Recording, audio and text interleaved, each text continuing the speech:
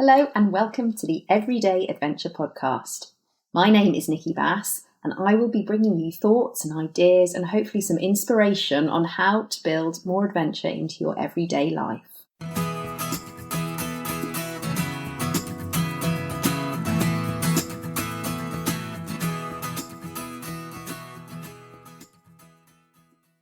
So today it's my absolute pleasure to welcome Flora Blathwayt to the show. So Flora is the founder of Washed Up Cards, which is this amazing little card company which uses plastic that she has found on her beach cleans and her litter picks and turns them into these gorgeous little drawings. And they're not only brilliant cards, but they're just such a fantastic way of highlighting some of the issues around plastic pollution and litter that I know so many of us feel so passionately about. And I came across Flora's work on Instagram probably a couple of months ago. And yeah, immediately I just felt her work really resonated with the concept of everyday adventures, because actually what she was doing was in her own way, in her own world, trying to make a difference. But not only that, was also doing it with a sense of humour. And it was clearly something that really meant so much to her too. So I just thought she would be the absolute perfect guest to have on the show. So Flora, thank you so much for joining me today. It's such a pleasure to have you here. My first question really is, what inspired you to start Washed Up Cards? Where did the idea come from? The actual idea was lockdown, but the seed was planted just over a year ago for World Rivers Day. So this would have been World Rivers Day 2019. And I work in sustainability when I'm not furloughed. And I was invited along to an event Oxo Tower restaurant were putting on, and they were organising a beach clean for World Rivers Day. And I'd never been on a beach cleanup. I went along. It was a really blustery October afternoon, and I went down onto the beach and we got all the safety talk and all that. And I remember thinking initially, like, I don't see much plastic here. I don't really know what we're going to be picking up. Like maybe someone's already done a beach cleanup or whatever. But the lady then explained, this brilliant person called Andrea, who was running the beach clean. She said, look, we're actually picking up mostly today little bits of plastic called microplastic, which for anyone who doesn't know, they're sort of less than 5 millimeters in length. Doom and gloom statistic, which is quite shocking, but it's the truth is that a third of all fish, they think now, contain microplastic, which is pretty shocking. And by 2050, they think there's going to be more plastic in the ocean than fish. So she was sort of explaining this sort of stuff about plastic. For me, going along and actually seeing these little bits of plastic, completely dismissing the beach on the River Thames at low tide, thinking there's no plastic, there's no big crisp packets and bottles there, a few, but it's this tiny, tiny bits of plastic that we collected, we picked up for a couple of hours, about maybe 12 bin bags full of stuff, like whether it's a cotton wool bud or a fake nail, glitter, little bits of Lego. So we did this big beach cleanup, and it was a brilliant day as far as it felt great to be outside. It felt great to be doing something positive, learning actually. I know it sounds quite depressing, those statistics, but feeling like you were doing something to help, even though it's tiny, even though you think, what's an hour's beach clean going to do? I think it's that little actions collectively can make a difference. So that was my first beach cleaning event. And I actually stashed a few, and this is really quite random. I stashed a few of these little bits of plastic, very colourful jewel-like bits, because my sister was getting married the following weekend, and she had been living basically plastic-free for a couple of years. When I was living with her, I was just so impressed how she was doing it. Kind of a bit ahead of this big phase now we're in, which is fantastic. So she was getting married, and I made her a little card which said "just married" with a car, like a getaway car. And off the back of the car, I had loads of little like plastic, colourful bits. Yeah, cans. And I gave it to her. She loved it. Her now husband loved it. And I just started making more and more just for friends and family. It was only though in lockdown, when I was actually furloughed, finding like I had so much time on my hands, I started doing beach cleans on my own on runs, and going for the run along the Thames on my hours like exercise. It was so, I think that's what got me through. It sounds bit ridiculous, but forcing myself outdoors, like having that purpose, doing something little, feeling like you're helping. I just started to make more and more cards, and I was like, look, I'm going to just start selling some of these and see how they go down. And here we are. I love that it started just doing something like for your family as well, that actually it was, okay, I'm going to do this because I've just happened to have picked up these little bits of plastic and let's see what I can do. And that it's sort of grown organically from there as well. And I think what you said really resonated. I know Jo Mosley, who we had on the show a few episodes back, and she was talking actually about, you know, her beach cleans and how powerful they were in terms of making a difference. And I think there was something really, how, like you said, you can't totally change the world in one go, but actually can you start from where you are and start to make a difference? Beach cleaning, to me, a brilliant podcast I listened to recently was this guy saying that by getting outdoors in nature, we've all felt this in the last 6 months, I think more than ever, it can really soothe you. It can really be such an amazing tool for helping with mental health or feeling lonely or depressed. But the key part he said was, if nature is so brilliant for us, if nature can be so soothing for us, and if you know, for me, the last 6 months, I say to my mum the whole time, oh gosh, I just need to get out there and just have some fresh air and it will make me feel better. It's sort of take, but actually we need to give back and be kind to nature too. And I think that's the part of beach cleaning, I think, is it's so win-win, because I'm outside doing that tiny little speck of difference, but it's something and it's helping me. So it really does feel like win-win. Amazing. Yeah. So I suppose you, in a way, you haven't necessarily set out with a plan other than it's unfolded from what you're saying. But I can imagine that there must have been some really unexpected sort of surprises or benefits along the way from the journey you've been on. I just wondered, you know, what have those been for you? Well, I think it's been the first thing that I've ever done on my own, which I think has been a big deal, actually. I set up a music festival a few years ago with my ex-boyfriend, and we ran that together, and that was, you know, the first business I'd ever run. And that didn't go so well, but we'll gloss over that. But this is the first thing that I've done on my own. And it is, I think that's been a real challenge, but I think it's been really, really good for me as well. And it's not just, I don't see this just as a cards business. I feel like the cards are brilliant, and actually in itself, they are therapy. My nieces and nephews, it's my favorite thing to do with them when I'm babysitting. I don't know, I just get probably more into it than them, like gluing stuff together and making cards. So as far as that's concerned, actually, it's like all these colouring in books you see these days for mindfulness. There's definitely an element of the crafts that is very therapeutic. And actually, I haven't sort of fully explored it, but I really want to see if this could turn into sort of more of like an initiative, an ecotherapy initiative, where say if I spoke to say Mind, the mental health charity, and said, look, could there be some sort of kit we make where we go beach cleaning, it's very meditative. I actually think I said that earlier, but you know, you're zoning into a little speck of sand and trying to find all the bits of plastic. You kind of zone out from worries and life. So it's got that element, but then also the card making. It's like a double therapy, and it's getting people outdoors. It's getting them reconnected with nature. And I just feel like there could be something there. And I feel like the cards are great, and I'm loving having a little bit of pocket money coming in from them on Etsy. But for me, it's been more than that. And that sounds so cliched, but it really has been more than just making the cards. No, absolutely. And I'm just wondering, to what extent, I mean, when you start doing something, because obviously you can start doing something on your own and then start discovering connections and community more widely than that. I just wondered, is that something that you found out of doing it as well? Or definitely. And I think even more so than ever now, I live on my own. I'm doing this on my own, but actually initially I was leaning on my mum and dad loads because I was sending them cards in the post, testing different glues. And I wanted to know that if I sent you a card, Nicki, that it wasn't going to arrive like this one here, little cow. It's got a little black plastic bit for us, one of its patches. If that arrived with no plastic bit on, then that would be a bit rubbish.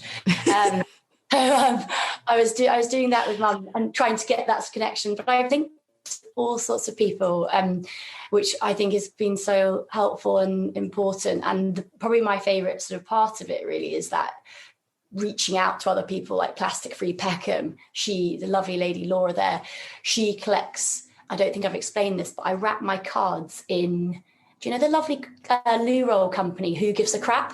Oh, yes, we use them. Yeah. A brilliant ethical loo roll company, plastic free. And they wrap their loo rolls in this really cool, really jazzy wrapping paper.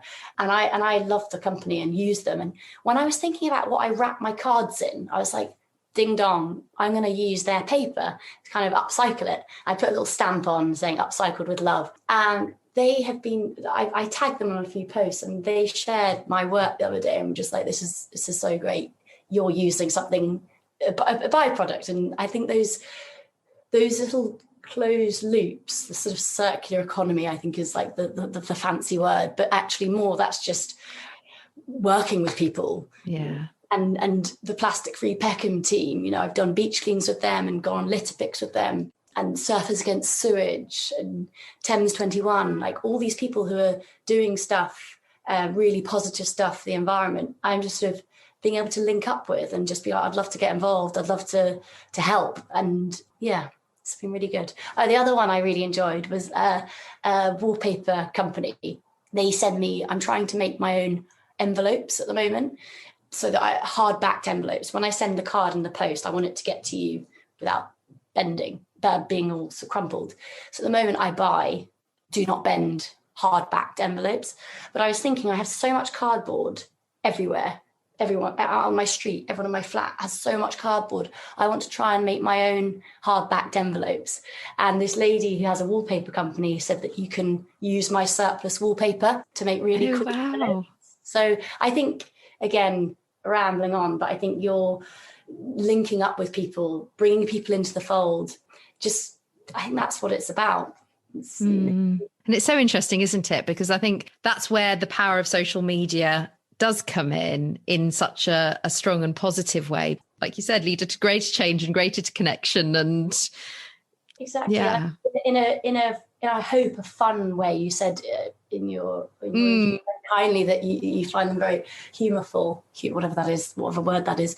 I want to inject that bit of positivity in, because it's a big issue. It's a really potentially, well, the facts are it's an enormous crisis.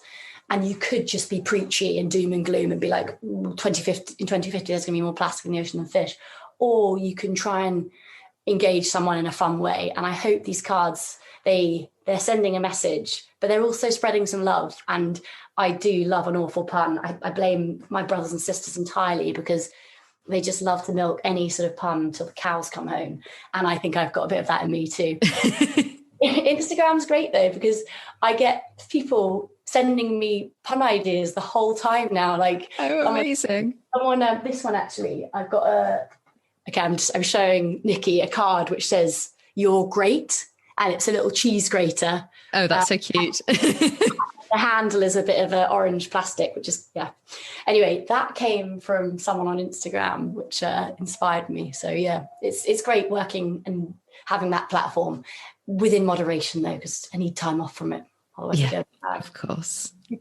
So, you talked about it a little bit about it already, but I guess what's next for you? Where would you like to see this go? Or obviously, as you've just mentioned as well, the danger is that it gets too big and then it becomes something that isn't so supportive of, like you said, mental health and all the things you're trying to achieve. But in your mind, what are the next steps? I think the immediate next steps are Christmas, in that about 100 orders from various different companies wanting Christmas cards for their businesses.